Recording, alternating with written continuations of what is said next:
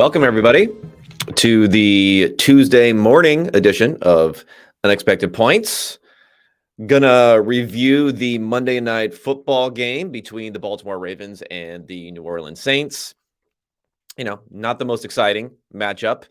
Did have a pretty good performance from Lamar Jackson, a pretty good performance by the Ravens defense, which I will get into, but it's a little bit bearing the lead of what I think the focus of this episode is going to be, and it's going to be on the stunning, and this is like one of the legitimately stunning decisions, not so much to fire Frank Reich, a little stunning that it happens mid-season with the success that he's had with that franchise. But after that effort last week against the Patriots, only scoring 3 points, looking completely inept on offense, makes some sense. But the real stunning part of it, of course, is the hiring of Jeff Saturday straight off of ESPN, the mean streets of Bristol, Connecticut, and ESPN, and bringing him straight on to be head coach. And, this isn't a bye week either. They're going straight into it. So I'll get into all that. I have some clips from the press conference that they had there. And I'll just say, if you wanted to sum up the Jim Irsay, Jeff Saturday, Chris Ballard, the triumvirate there, the power structure now there with the Colts. If you want to sum up that press conference, especially everything that Irsay had to add during that press conference, I don't think any quote is better than this. I don't know how to make sausage. I don't know what goes into sausage, but I do know how to build a football team. Yes, it was a bit rambling at points from Irsay, to say the best. But we'll get into it. We'll dissect all that. I got some video clips here for anyone who's tuning along live on or watching after on YouTube. Of course, the video clips are gone for the football, for now, at least. The NFL has the hand of the NFL, the mighty hand of the NFL, has swooped down and squashed the little bug of the Unexpected Points podcast and our ability to put video clips on there. I will have an audio clip for the game, but not going to have the video clip. So we'll get to probably the more significant portion of the podcast, the firing, a reassessment of everything that's happened during the Ballard / Frank Reich era in Indianapolis. All of that we'll get to. First, let's start with Monday Night Football, where the Ravens were victorious over the New Orleans Saints. Dalton gets sacked. Campbell was in there along with Houston. And Dalton slow to get up. He got hit hard. Yes. Andy Dalton goes down hard. And this leads directly into what I believe to be the number of the game. There's a lot of stuff with Lamar Jackson we can talk about. He was fantastic, especially running the ball. But I think the real story of this game was the pressure that the Ravens were able to get on Andy Dalton, making them very unsuccessful on third down. So the number of the game here, 62.5, and that is the quick pressure rate. And remember, I really like to look at these quick pressures, which means a pressure that comes in less than 2.5 seconds. 2.5 is about the median time for pressure rate in the NFL. So anything that comes quicker than that, I think, is very significant. It's very difficult to execute a read beyond your first open read if you don't have beyond 2.5 seconds on here. So that was the pressure rate for the Ravens pass rush on third down. They were in there quickly. They were in there often, and they were putting pressure on Dalton in this game. And what that really leads to is the third down stats.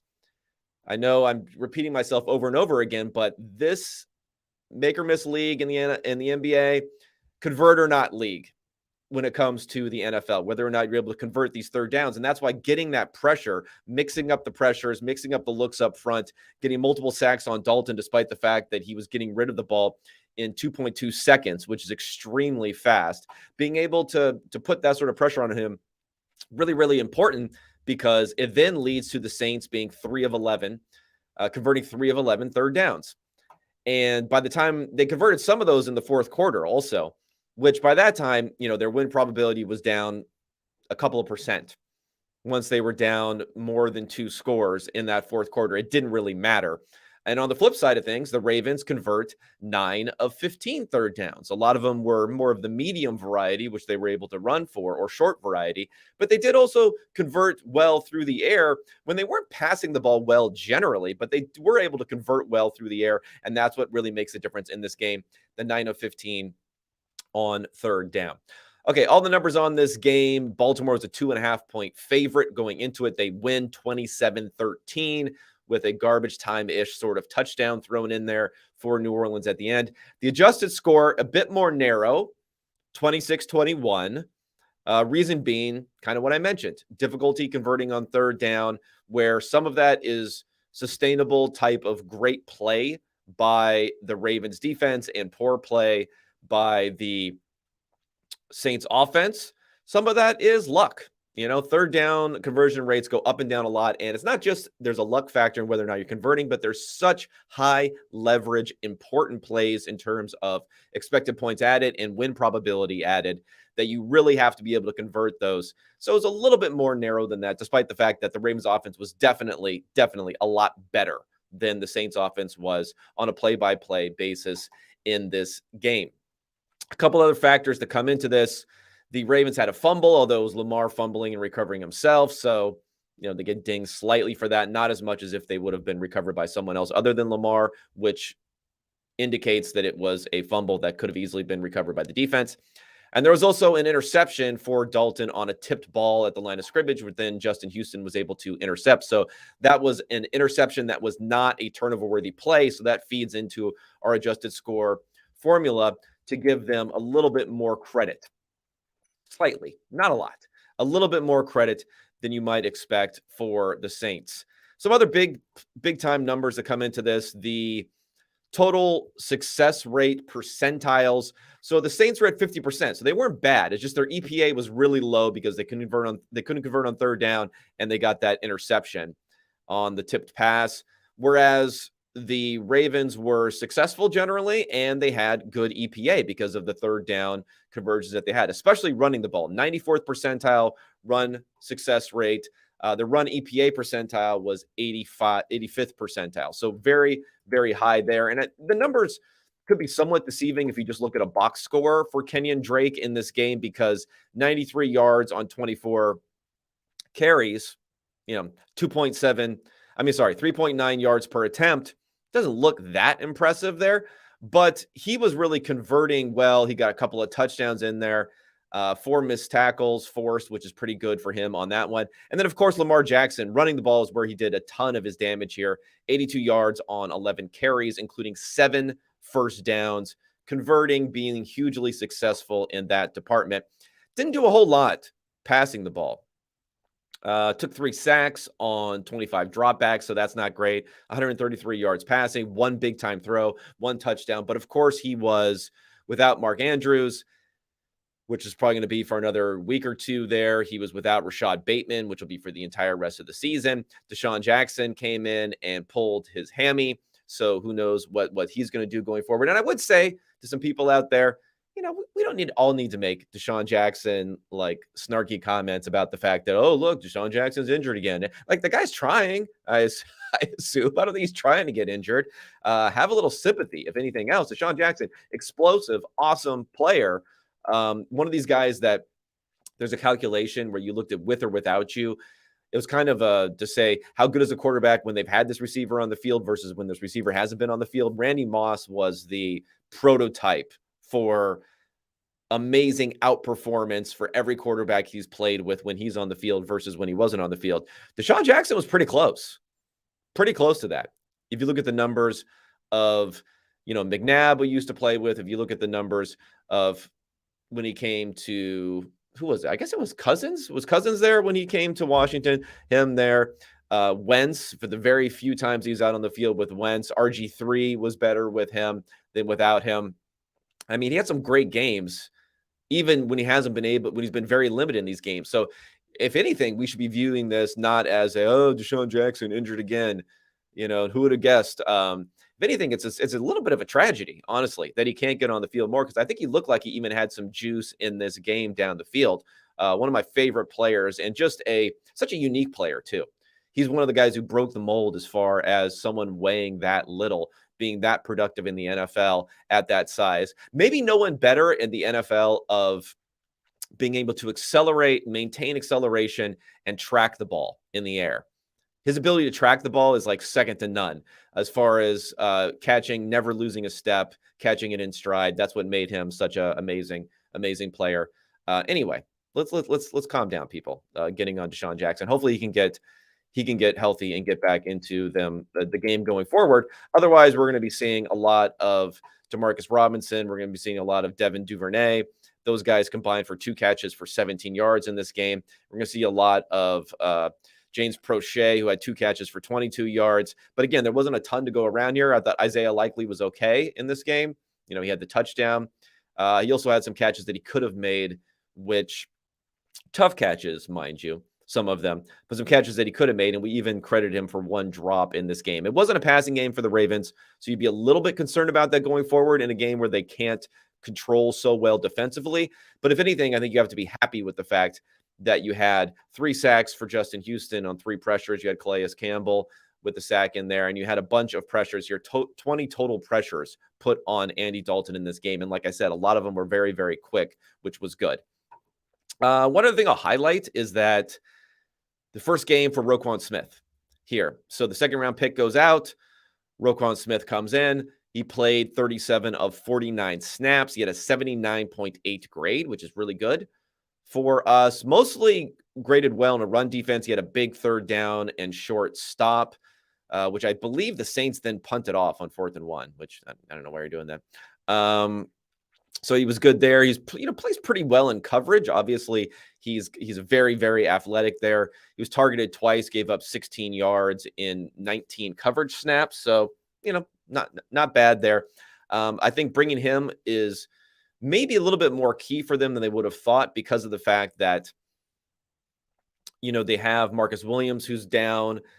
Geno Stone has come in and he's playing kind of every snap at safety. And then the first round pick that they had, Kyle Hamilton, they've been easing him in more and more, but he's been playing less on some of these run defensive downs, less on some of the early downs, being more of a coverage guy. And in this game, he played 25 coverage snaps, targeted 5 times, 26 yards given up. So not bad for Hamilton. He had a tipped ball interception that was called back by penalty, kind of a dubious penalty at best, of a pass interference call there, or illegal contact, one of those two. So Hamilton's getting eased in a little bit more here. Maybe even the move for Roquan Smith is to say, we want to have Patrick Queen and Smith out there more, and then more of a rotation at safety where Hamilton is not playing as much. And it's Chuck Clark and Geno Stone are the main guys playing at safety there. So something to look at going forward. So where do we stand? Where do we stand as far as the playoff probabilities? I think that's probably the most important thing coming out of this. Ravens don't move a ton. They go up 3% this week, up to 86% to make the playoffs, 72% to win the division. So they look very strong in that one. They handled business. It would have been more of a detriment to them to lose this game than it was something that could raise them much higher in their playoff standings right now. And for New Orleans, I don't know. We're past the trade deadline, so I guess they're not going to sell off. It's kind of anathema to Mickey Loomis and everyone there to not be all in every year there. But now down to 15% chance, according to our numbers, to make the playoffs, 11% chance to win the division. And this is in a pretty poor division there. I think we still are a little bit higher on Tampa Bay than some others for their ability to pull forward in that division there. So, I mean, there's a chance for them. It's just going to be tough. They needed this one. They needed this one to really put them in a position to hold serve and kind of keep up with the Bucs here, and then eventually be able to take them over later on in the season. But they still have a chance. They have a chance, but not a great chance of being able to do anything this year. All right, before we get into all the clips and the Frank Reich firing and everything else, let's pay some bills really quickly here, and let's talk DraftKings first. DraftKings, the official sports betting partner of the NFL. Unbeatable offers right now. Any $5 bet can get you $200 in free bets if your team wins. And also stepped up same game parlays, which you can do every game day. You can do a stepped up same game parlay all season long. Download the DraftKings Sportsbook app now. Use promo code PFF to get $200 in free bets if your team wins. Just place a $5 bet on any football game only at DraftKings Sportsbook using code PFF. Minimum age and eligibility restrictions apply.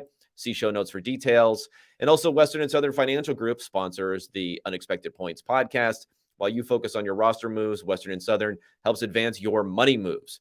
Buying your first home, planning to start a family, wondering how to make your money grow. Western and Southern's playbook of life insurance, investment, and retirement solutions helps you rest assured on game day. Team up to understand needs and address goals with a game plan built just for you. Get started at westernsouthern.com. Okay, I got some clips here. I got some clips from the press conference of, again, Irsay. Jim Saturday is being introduced. Chris Ballard is there. The clips I'm going to play here are going to be from Irsay and Ballard. I'll talk about Saturday a bit and what he said. It wasn't very enlightening, honestly.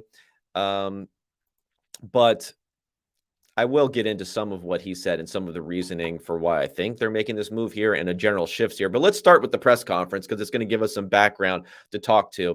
And we'll walk through some of the stuff that's being said here. So here is Irsay kind of talking about the decision to hire Jeff Saturday, specifically with the fact that he did not have any coaching experience other than, I believe, maybe he had some high school coaching experience at some point, but no NFL experience, no college experience, coming right off of ESPN, being moved into the, kind of top position within the organization. I mean, I put head coach, at least symbolically and probably operationally, definitely during the middle of the season, as the most important role within an entire football team. That's the role that Saturday is taking over. We hear Irsay go kind of all over the place here in his discussion of what he thought of this move. It was done very methodical. You operate like the CIA. It's very analytical. I'm sorry. Let me state it up here, because first he's going to talk about Tony Dungy. So let's start from the beginning here. What he talks about for Tony Dungy here. It's an intuitive decision. When I hired Tony Dungy, it was done very methodical. You operate like the CIA. It's very analytical. It's very unemotional. It's very, very methodical, with in-depth experience and knowledge, and trying to get the feeling for what's right. Then I wanted a winning coach, a winning playoff coach, a winning coach that was proven to come in with our franchise. Now, I'm glad he doesn't have any NFL experience. I'm glad he hasn't learned the fear that's in this league. Okay, so before we get into some of the quotes that you've seen on Twitter, okay, I want to be delicate about this, but whatever. He's getting up there in the years a little bit. Irsay, he's definitely all over the place. Sometimes people's public persona and their speaking and how they come across in these press conferences doesn't exactly translate into how clear of a thinker or strategic of a thinker that they are in these circumstances. But he's being asked why Jeff Saturday is being hired without NFL experience. And then he goes into a rant he goes into a whole story in the beginning about how methodical and different, really to differentiate the process with Tony Dungy versus what he's doing here. And Tony Dungy won a Super Bowl. Tony Dungy is won a Super Bowl before that, won another one here. Do you really want to say, hey, we're not doing that. We're doing something completely different here. We're flying by the seat of our pants here. But anyway, here comes the quote that everyone was talking, that everyone was hanging out here about, when the good old analytics come into play on this one. Fear that's in this league. That's because it's tough for all our coaches. They're afraid. They go to analytics and it gets difficult. I mean, he doesn't have all that. So he doesn't have all that. He doesn't have the analytics. Now, is that like a stab a little bit at Frank Reich for being an analytical head coach? Frank Reich for being someone who went for it on fourth down a lot? Maybe. I want to look up here really quickly to see what's the team's fourth down conversion percentage this year for the Colts. Here we go. So this might have something to do with it. So if you look at 20, they are second to last. They're tied for second to last converting 22% of their fourth downs this year versus 20% for the Green Bay Packers. Yikes. Now, if you look at the last 3 years, 33%, again, not very good. When you figure a lot of these are 4th and 1 and 4th and 2. Oh, no, in the last 3 games, 33%. My bad. If you go back to 2021, though, 62%. So if you sort by percentage in 2021, they're in the top 5. If you go by 2022, they're second to last. That might be weighing a little bit on Irsay when he's looking at what's going on in the situation here with the Colts and his stuff about analytics here. He doesn't have that fear, and there was no other candidate. We were fortunate that he was available. Okay, let me just get into this really fast. There was no other candidate. So he states later on in the press conference that if it wasn't going to be Saturday, they may not be here this week announcing this change and going forward. Like, what? You're telling me your decision to move on from Frank Reich, a coach who is, a winning coach who's been pretty good for the franchise there, was dependent upon the availability and willingness of Jeff Saturday to take the job, and that's it. Saturday or no one. That type of decision. I don't know. And his availability, he's working for ESPN. Who else is going after him here? Anyway, let's continue. And he has tons of experience. He knows this game inside and out, with relationships with coaches and players, and has been a consultant for us for several years, a paid consultant, informing Chris and I and other people in the organization, his opinions. So to me, I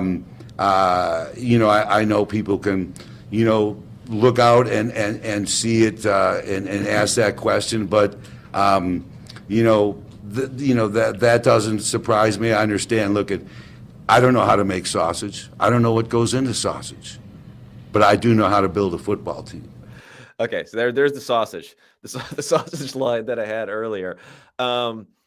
Maybe I'll get into this more afterwards, but this whole thing of I know how to build a football team, he's been kind of in charge, like officially, definitely in charge since 1995 when his father was, I think he was the GM much earlier than that, but his father was basically overseeing everything.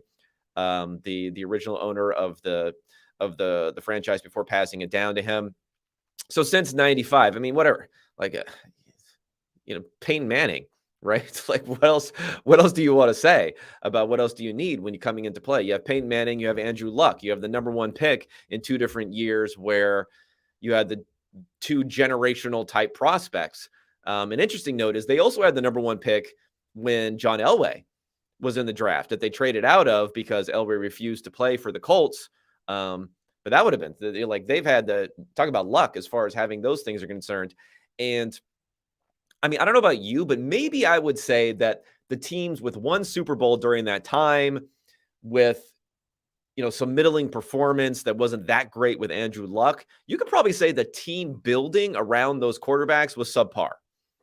Like you should hope for more when you have Peyton Manning, who may be, one of the top couple of quarterbacks, definitely of all time, top 3, 4 of all time, no matter who looks at it. I might have him as number 1, honestly, of all time. And then Andrew Luck and that sort of talent that he had there. But anyway, let's get past the sausage to the rest of Irsay's answer here. Because I've been around for 52 years.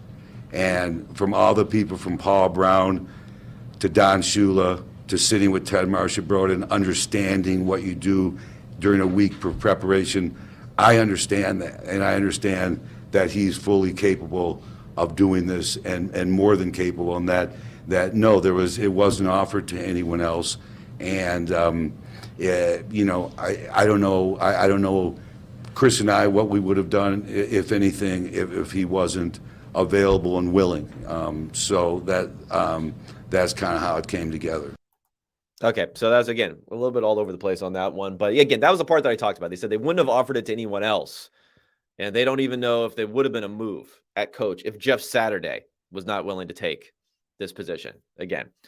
A little bit interesting. Before I get into the Ballard clips that are coming after this, I think what has to be pointed out here is whether or not it's factual, but it's been reported that pretty heavily that Irsay was behind the decision. Now, 3 major decisions that have happened within the last, 12 months that have happened for this franchise. I guess even fewer months than that, maybe only 10 months for this franchise.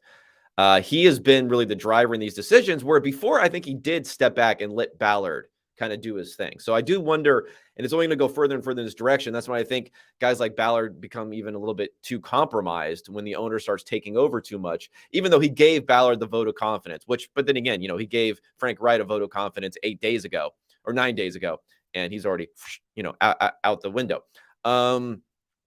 But 3 major decisions in the last 10 months. One, the decision to move on from Wentz. Maybe they were all on board. Maybe Reich, Ballard, and everyone was on board on this. But it was definitely Irsay was like, this guy makes me want to throw up.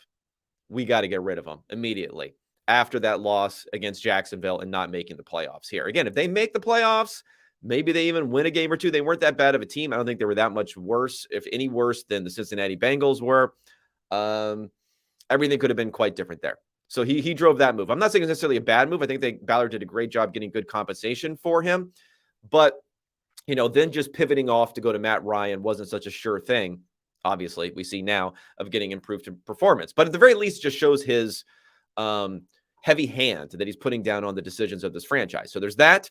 Number 2, it's been reported pretty strongly, especially by Zach Kiefer over at The Athletic, that Irsay was the one who wanted to move on from Matt Ryan this season. And that's been a disaster decision, in my opinion. I know Matt Ryan was playing really, really poorly, but Sam Ehlinger, really bad last week. Okay, 2 weeks ago, but still 2 games where they definitely could have won both of those games. And if you look at the team, they were 3-3-1 when Matt Ryan was benched.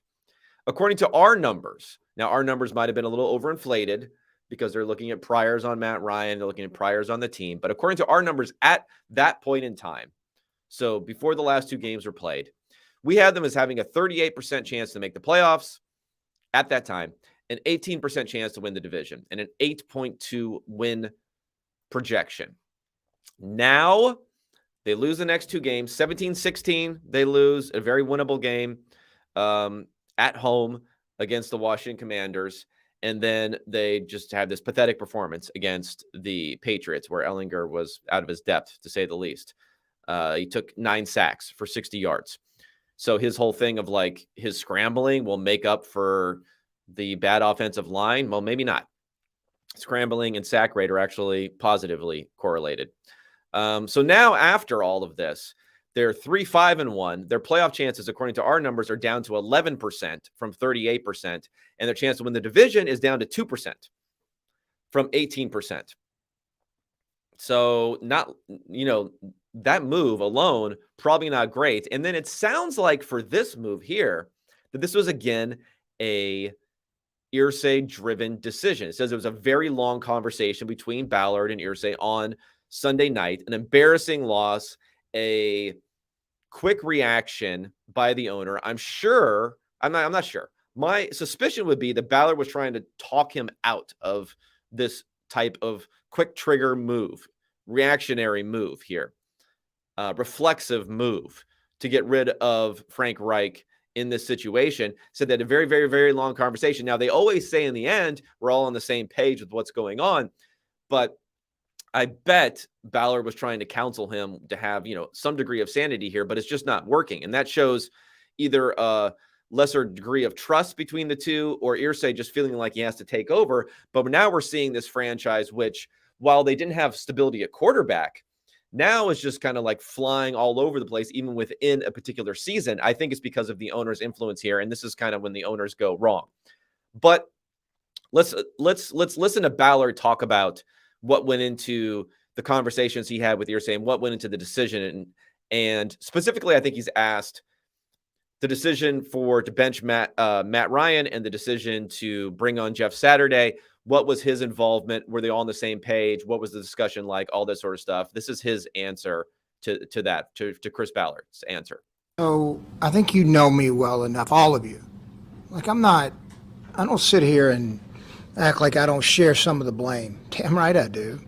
And Okay, I share the blame stuff at the beginning here. Like we could probably, I probably should have skipped this, but okay. So he shares the blame, and yeah, damn right he does. I'll agree there, even though I am a Ballard defender. But I also know that we got 8 games left, and I'm not just ready to fire the towel in like everybody else. I mean, the world's going to fire the towel in on us. We're not throwing in the towel.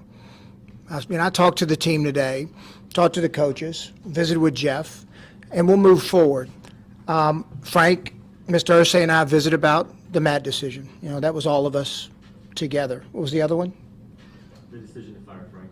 Yeah, Mr. Irsay and I had a long talk, here over the last, 12 hours, Yeah. So he keeps on emphasizing the long talk.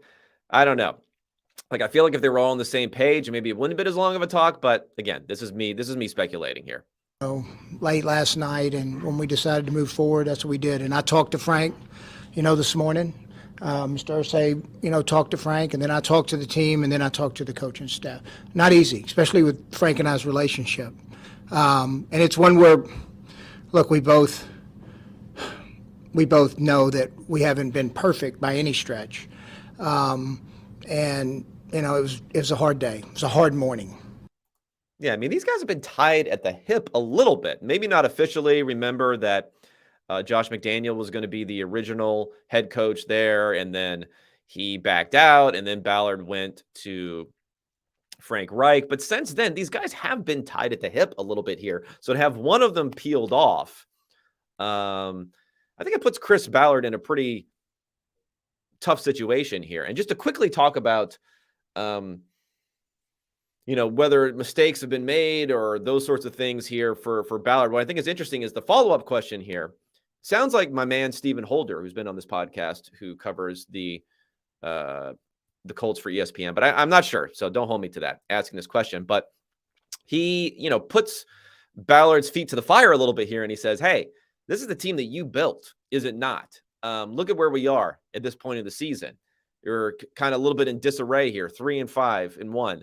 Falling out of the playoff hunt, the team that you built and you put together, asking him about that. And this is some more quotes are part of this, the wide receiver quote, other stuff that you may have seen if you've been, if you're terminally online like me and checking Twitter for all the people dunking on this stuff. You put this team together. I sure did. Defensively, I would tell you we're playing pretty good football. That is true. Offensively is where we gotta make some hay. We've not played as well up front as we need to play. And I think you all know as y'all been kicking the shit out of me for years for not drafting wideouts, and all of a sudden I look up and, we're underperforming on the offensive line right now. Okay, yeah. I mean, that was the line that everyone had there. The thing about getting grief about the wide receivers and we're underperforming, we're not performing in the offensive line. Again, I may be reading too much in this stuff. One thing that I'd say, and maybe I would probably fall victim to this also, but I do think that at least it hints a bit of Ballard being too aware, too sensitive to the criticism in a way. It's hard. It's probably really hard as a GM with the NFL news cycle and everyone just going over everything over and over again. It's probably especially hard if your owner that you're working for is sensitive to those things, because then it's just going to filter down to you whether you want to have it or not. But I don't like, at least theoretically, I don't like a GM reacting to the media too much, because you never want to become a reactor to critiques. You want to think about critiques, but you never want to become a reactor to critiques, because then you could start to like embody the role that you're being pushed into by your detractors. It's like one of those things where if everyone's yelling at you on the internet, then you're like, you know what, that drill tweet where he's like, you know what, my opinions are going to get even worse now. Now I'm going to go into it. So you don't want to react too much in either way to what's going on. So it's a little bit troubling there. But again, the offensive line, they're spending a ton of money on the offensive line. It's not performing. I think you have to point the finger back at yourself here and say, we got to get that fixed, and it's my fault. And that's got to take another. That's got to improve. That has to improve. And then the turnovers during the year. That you just look at it. We're turning the ball over, and we're turning it over inside our 50. I think we had 9 inside the 38. 11 inside the 50. You know, you can't win games turning the football over in this league. Two things: you can't win when you don't block, and when you turn it over, it makes it hard.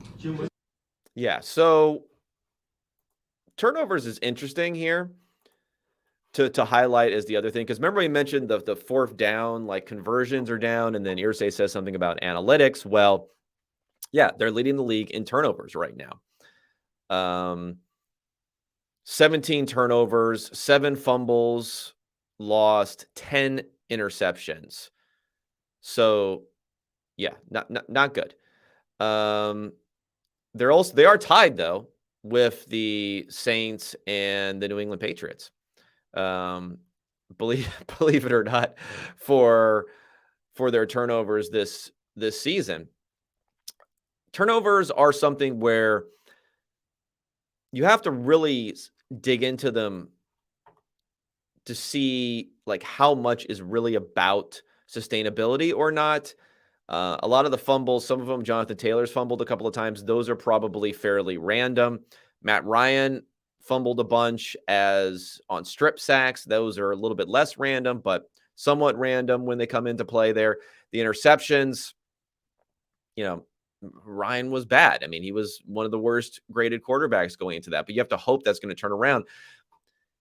Again, it feels a little bit like we're just going to fix the turnovers isn't something you can do necessarily because of the high degree of randomness to it. I mean, it's a reason why I downweight outlier plays in the adjusted scores. You know, some of the most outlier plays that we have are the turnovers. And he mentions where they happen on the field, how far they're returned, whether it's a pick 6 or a fumble 6. All those things are very, so you don't like, it's not showing necessarily the temperament to lean against overvaluing the stuff that's very variance related here. And instead leaning into it, maybe a little bit too much for my liking. Let's get some background though on the decision let's look at Saturday specifically as part of this, because I think that's the wildest part of it. So Frank Reich, 40-33 record over about 4.5 years with the franchise, 1-2 in the playoffs. So a couple of playoff exits. They did make it to the divisional round one year, losing to the Kansas City Chiefs back in 2018, I believe, with Andrew Luck still there. Of course, Luck was gone after that. They had a losing year with Jacoby Brissett, which was a tough year. But they were able to win, have winning years with bringing in Phillip Rivers, bringing in Carson Wentz, winning years there. Not bad. And I think Ballard did a good job building a strong defense and a strong offensive line, which has now crumbled apart. But I think also it's hard to say that Frank Reich was not doing a good job with that. And how much of that and Ryan's lack of success this season can be pinned on him, I'm not quite sure. But I will say the biggest thing here, and this is something that I don't know how they all get together, whether it's Irsay, Reich, Ballard, and make these decisions. But the biggest thing is the quarterback decisions. Didn't really have any choice with rolling with Jacoby Brissett. Going forward with Phillip Rivers, which I think was actually a pretty good decision. Rivers played well that year. He was top 10 in efficiency by EPA per play. They were very close to beating the Buffalo Bills in that wild card game in the playoffs. Wentz, not quite so sure about that decision. Maybe you can put that more on Frank Reich as a guy who was vouching for him and saying that he's the guy that we should bring in there. But I think generally the problem with what we've seen with Ballard, and again, I'm someone who has defended Ballard in the past, is that every decision you could say is justified looking at it in a vacuum for these quarterback decisions. Like it's better, especially in a short-term team, which is thinking we can compete this year. Maybe it's better to bring in Phillip Rivers than it is to trade up for someone or do something. Maybe it's better to bring in Carson Wentz than to do that. Maybe it's better to bring in Matt Ryan than to do that. But in totality, it shows a lack of long-term focus and long-term stability, which eventually there will be cracks. There are going to be cracks. It's not one of these guys are going to fail when you bring in the veteran quarterback over and over and over again. And if it fails, and the first time that it fails, it leads to a dissolution of the team. The head coach is gone and we're making wild moves. We're pulling them in midseason to bring in a 4th round, second-year player who doesn't look very good. We're just grasping at straws. If that's what it leads to, then it shows the downside and the fragility of that type of strategy. And talking about bringing in Saturday specifically, I mean, maybe he's fine. Maybe he'll be a fine head coach. I don't like the fact that Irsay is already talking about hopefully it'll be longer. I think he's just has a great relationship with him with Saturday. I mean, Saturday's on TV for a reason. He presents well. He presented well in this press conference, but substance, I don't know, because it's hard for him to have any substance in this one. I mean, he's talking about meeting with the coaches and trying to figure out who is going to call plays. That's like his first. He doesn't really, he could say, oh, he's been a consultant here for a long time. He knows what's going on. Now, he doesn't really know what's going on, okay? He does not know what's going on. He's starting from scratch here in a week where they're going to play the Raiders this weekend, and they were going to have a bye in 4 weeks too. Like, couldn't you just wait until the bye week, perhaps, if you wanted to make this move? Everything just feels rushed. And I know Saturday was a great player. I mean, he played for them from 1999 to 2012, six-time Pro Bowler as an undrafted player, first team All-Pro twice, also second team All-Pro. So it's pretty good numbers. Ring of Honor type of guy. I get it. Again, he presents well, which I don't think is necessarily that important for a head coach. Maybe it's like a rally the troops sort of moment. So you think that's good, but what's more important is the diligence and the detail that you have and the organization that you have, being thoughtful and methodical about things.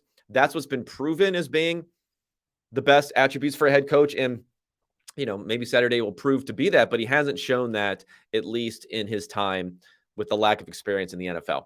So we'll see about it all going forward. I mean, obviously, I'm pretty low on this move. I'm low on the fact that they're going to continue to go forward with Sam Ehlinger this year. Maybe the benching of Ryan is more about Irsay looking at his pocketbook and saying, we want to make sure this guy does not get injured and we do not owe him additional injury guarantees going forward. I'm not sure. But I think the biggest problem here is Irsay is now running this operation. Whatever Ballard wants to think, whatever influence he thinks he has, the last three major decisions, Wentz being let go, Ryan being benched, and now Jeff Saturday coming in for Frank Reich, those are all Irsay decisions. He's pushing over. Ballard has kind of lost, I think, some of his power and his autonomy to make decisions. And when that happens, and you have an owner who's just going to be pulling out and just reacting to things every single week as it goes on, bad things will happen for the franchise. So as much as I like Ballard, and I know he's getting the vote of confidence, the best thing for the franchise going forward, at least at the end of the season, is probably replacing him, bringing someone in who can restore and kind of start off at 100% confidence again, make some of these decisions and be able to hold back Irsay perhaps from harming himself and harming the franchise with these reactionary moves. All right, that's it for me, everyone. Hope you enjoyed this. I'll be back Friday morning, review Thursday night football, which I believe is Carolina, Atlanta. Thanks. But we're probably going to have some more news this week, and we'll heavily focus on that as we go on. And another interview next week. I'm going to have Steve Ruiz from The Ringer on to talk quarterbacks. He has the Ringer quarterback rankings over there, 2-on, and the Miami Dolphins are all over him for not rating him high enough. He was a Geno truther, so we'll talk about Geno. We'll talk about it. We'll talk specifically about the young quarterbacks who we may be able to move on from. So that'll be next week. But otherwise, I'll be back talking to everyone on Friday. I appreciate everyone tuning in. Rate, review the pod. If you're already still online at this point, that means you probably enjoyed the content, and I appreciate you guys all tuning in. Otherwise, talk to you on Friday.